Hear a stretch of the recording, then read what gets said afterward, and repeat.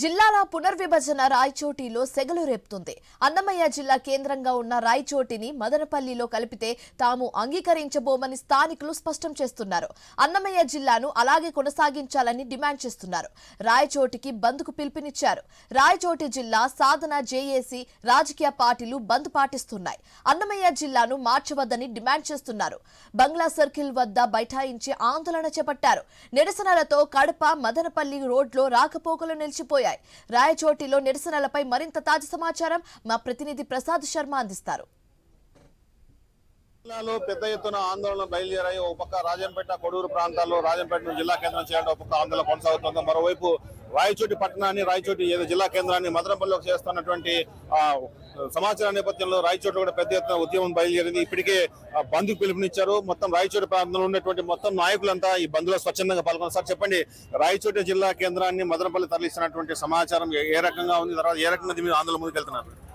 నిన్న సీఎంతో జరిగిన చర్చలో రాయచోటిని మదనపల్లిలో కలపాలని, రాజంపేటను కడపలో కలపాలని, అదేవిధంగా కోడూరు వచ్చి తిరుపతి జిల్లాలో కలపాలని ప్రతిపాదన తీసుకొచ్చి 31వ తారీఖున దీన్ని ఆచరణలో పెడితే ఏ విధంగా ఉంటుందని చూడాల్సిన పరిస్థితి ఉంటుంది. నిన్ననే ఇద్దరు ఆత్మహత్య చేసుకోవడం జరిగింది. గతంలో రాయచోటి హెడ్ క్వార్టర్ గా ఉండాలనే ఉద్దేశంతో రాయచోటి హైవేలు 4 హైవేలు ఉన్నాయి. అదేవిధంగానే 18 మండలాలకు హెడ్ క్వార్టర్.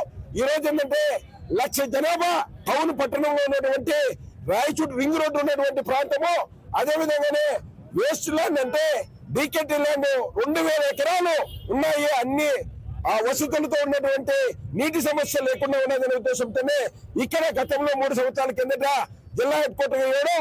ఈ రోజు ఏంటంటే ఇక్కడ నేతాజీ సర్కిల్లో రాష్ట్ర ముఖ్యమంత్రి నారా చంద్రబాబు నాయుడు గారు ఈ జిల్లాను యథావిధిగా కొనసాగిస్తానని మాట చెప్పారు. కాబట్టి మాట మీద కట్టుబడి ఉండాలనే ఉద్దేశంతోనే ఈ రోజు ఏంటంటే స్వచ్ఛందంగా జనాలు రోడ్డు మీదకి వచ్చి బంద్గానే పాల్గొంటున్నారు. చిన్న జిల్లా అవుతుంది కాబట్టి దీన్ని మదనపల్లి జిల్లాలో కొంత కలుపుతున్నాం. తర్వాత రాజంపేటను కడప జిల్లాలో, తర్వాత కోడూరును తిరుపతిలో కలిపే ప్రయత్నం చేస్తున్నారు. ప్రభుత్వం ప్రతిపాదన తీసుకొచ్చింది. దానిపైన మీరేమంటారు?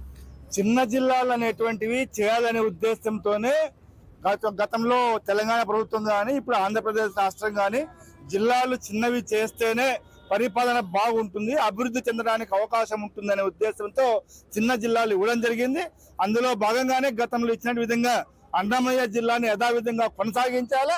రాష్ట్ర కమిటీ ఏదైతే 3 మంత్రులతో కమిటీ వేశారో ఆ మంత్రి వర్యులు ఈ ప్రాంతాల్లో పర్యటించి ప్రజల యొక్క మనోభావాలు తెలుసుకొని ఇక్కడ ఉన్నటువంటి వసతులను పరిశీలించిన తర్వాత నిర్ణయం చెప్పాలి తప్ప ఎక్కడో ఏసీల్లో కూర్చొని తమ బుద్ధి పుట్టిన నిర్ణయాలు చెప్పి ప్రజల యొక్క మనోభావాలతో ఆడుకోవద్దని చెప్పేసి మేము తెలియజేస్తా ఉన్నాం. ఖచ్చితంగా అందరికీ అందుబాటులో ఉన్నటువంటి ఆమోదయోగ్యమైనటువంటి రాయచోటిని జిల్లా కేంద్రంగా కొనసాగించాలని చెప్పి గౌరవ ముఖ్యమంత్రి వర్యులకి విజ్ఞప్తి చేస్తా ఉన్నాం.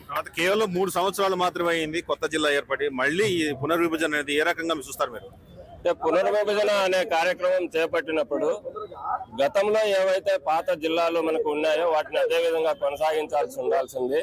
మార్పులు చేర్పులు చేసేటువంటి క్రమంలో ప్రజల యొక్క మనోభావాలు, వాళ్ళ అభిప్రాయాలను ఈ మధ్య సేకరించడం కూడా జరిగింది. ఆ క్రమంలో ఈ ప్రత్యేకించి అన్నమయ్య జిల్లా వరకు ఎటువంటి ప్రజాభిప్రాయ సేకరణ, ప్రజల మనోభావాలను పరిగణలోనికి తీసుకోకుండా ఏకపక్షంగా నిర్ణయాన్ని ప్రకటించడం అనేది ఏమాత్రం సబబు కాదు. ముఖ్యమంత్రి గారు గతంలో మనకు ఎలక్షన్ ముందర ఇక్కడ పర్యటన చేసినప్పుడు ఖచ్చితంగా రాయచోటిని అన్నమయ్య జిల్లా కేంద్రంగా కొనసాగిస్తాము, అదేవిధంగా అన్నమయ్య జిల్లా ఉంటుందని ఇదే మనం ఎక్కడైతే ఇక్కడ ఉన్నామో అక్కడే ప్రకటించడం జరిగింది. కాబట్టి వారు ఈ నిర్ణయాన్ని పునఃసమీక్షించి వారి నిర్ణయం మీద వారే కట్టుబడి ఉండాలని కోరుకుంటున్నాం. కేవలం 31వ తారీఖు లోపల ప్రకటన చేసే అవకాశం ఉంది. దీనిపైన మీరేమంటారు? మన గౌరవ ముఖ్యమంత్రి వర్యులు ఈ రాష్ట్రమే నా కుటుంబము, ఈ ప్రజలే నా కుటుంబ సభ్యులు అని చెప్పి ఆలోచించే వ్యక్తిత్వం కలిగిన వ్యక్తి ఆయన. ఇది ఒక ఆలోచన మాత్రమే నేను అనుకుంటున్నాను. దీని కానీ అతను కానీ నిర్ణయం తీసుకుంటే మా మనోభావాలు, రాయచోటి ప్రాంత ప్రజల మనోభావాలు దెబ్బతింటాయి. ఆయన ఒకసారి ఆలోచించుకోవాలని చెప్పి రాయచోటి ప్రజల తరపున ముఖ్యమంత్రి గారిని విన్నవించుకుంటున్నాము. రాయచోటి ప్రాంతం అయితే అన్ని విధాలుగా జిల్లాకు అనుకూలమైన ప్రాంతము. ఉండే జిల్లాని తీసేసి కొత్త జిల్లా ఇవ్వడము చాలా బాధాకరము. 3 కాన్స్టిట్యూషన్లు అంటే ఇప్పుడు తెలంగాణలో చూసినట్టుగైతే తక్కువ ప్రాంతాలంటే ఇంకా డెవలప్మెంట్ కు బాగుంటుంది. ఇప్పుడు ఇక్కడ ఆఫీస్ కన్స్ట్రక్షన్స్ అన్ని జరిగినాయి. ముఖ్యమంత్రి వర్యులు ఇంకోసారి ఆలోచించుకోవాలని చెప్పి రాయచోటి ప్రజల తరపున విన్నవించుకుంటున్నాను.